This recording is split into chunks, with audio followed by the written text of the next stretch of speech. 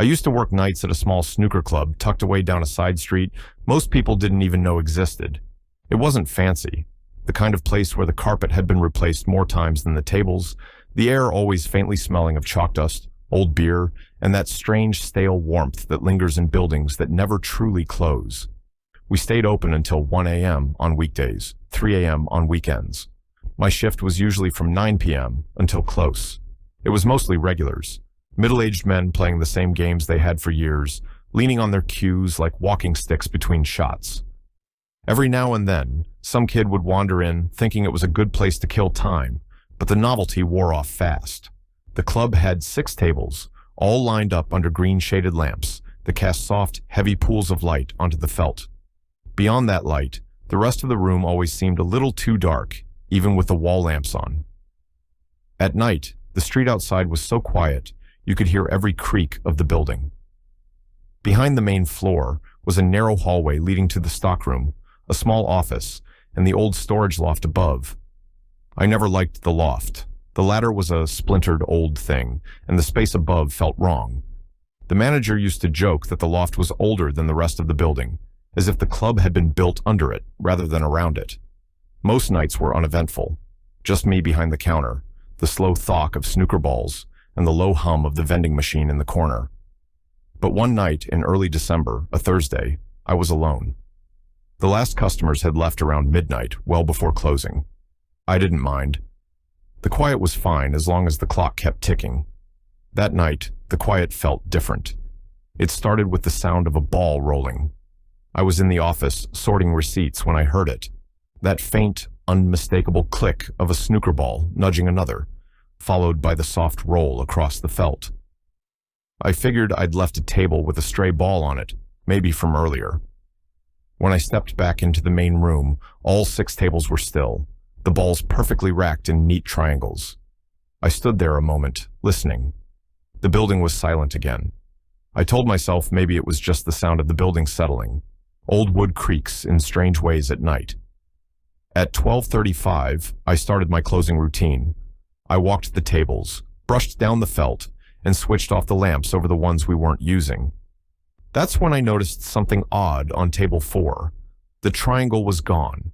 All 15 reds were scattered randomly, a few sitting near the pockets, like a game was halfway through. The cue ball sat dead center, as if someone had just placed it there. My first thought was that I'd forgotten to rack it earlier, but I knew I had. I always did them in order, table by table. And besides, I'd been in the office the whole time. I went to the counter to check the CCTV. The main floor camera was fine, the hallway one was fine, but the feed for table 4 was static. Just snow. My skin prickled.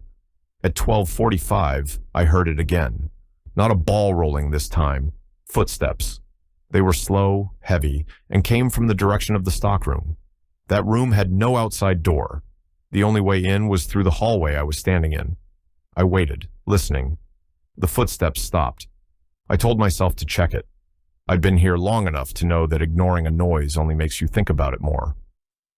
I walked to the stockroom door, pushed it open, and flicked on the light. Nothing. Just shelves of chalk, spare cues, old trophies no one had touched in years. Still, the air in there felt stale, like no one had been in for decades, even though I'd stocked it earlier that night. And underneath the usual dusty smell, there was something faintly metallic.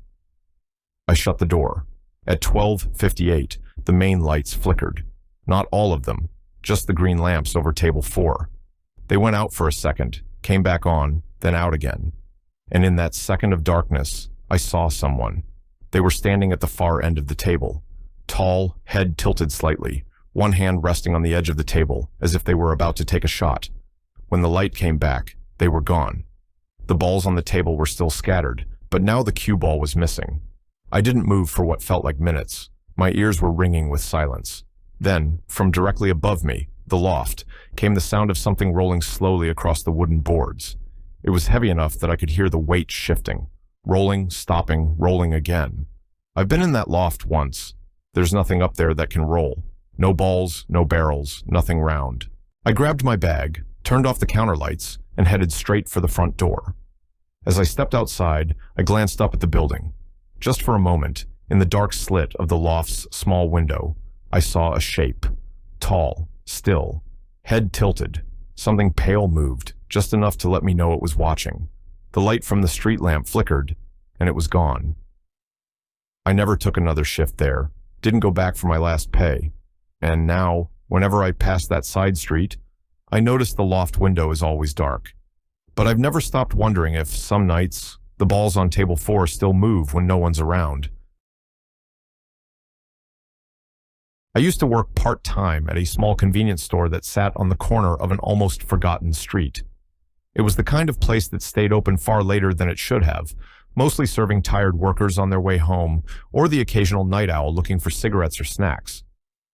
The shop wasn't big.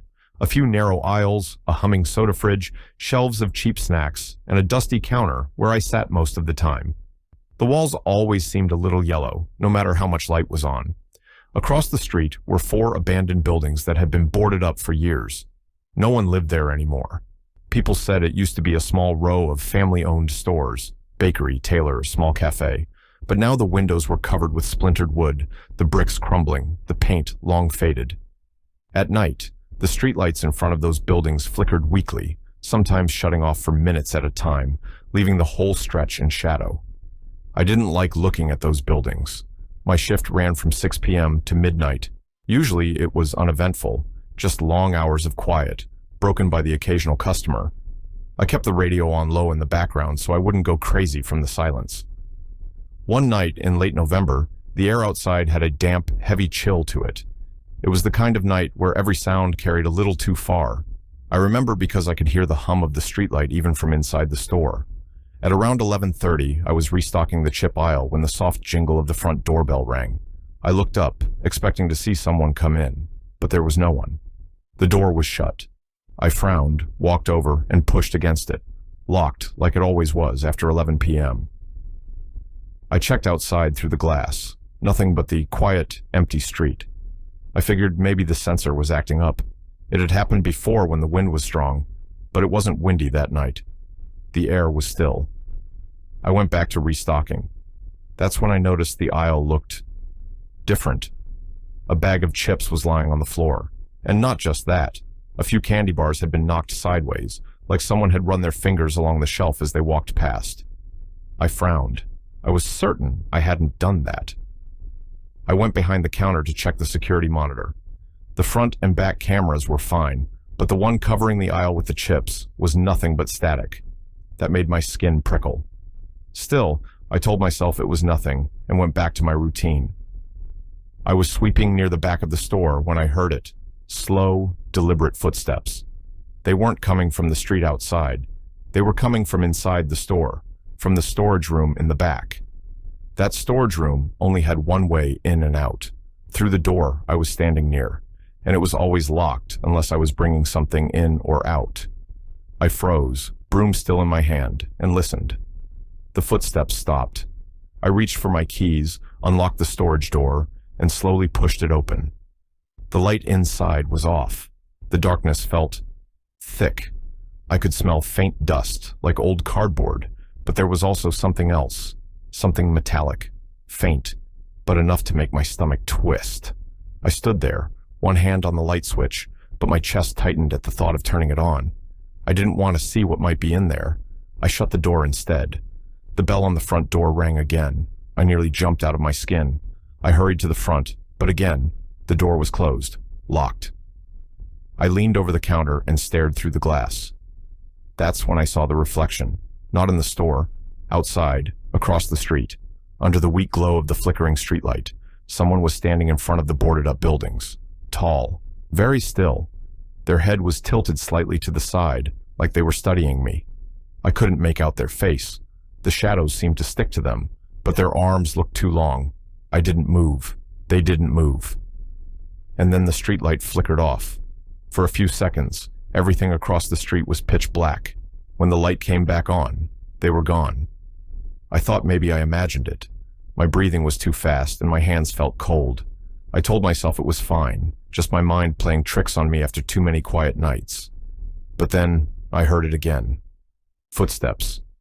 Not from the back this time, from the roof. The slow, heavy sound of someone walking across the ceiling. I bolted. I shut off the lights, locked the register without even counting the cash, grabbed my coat, and left through the back exit.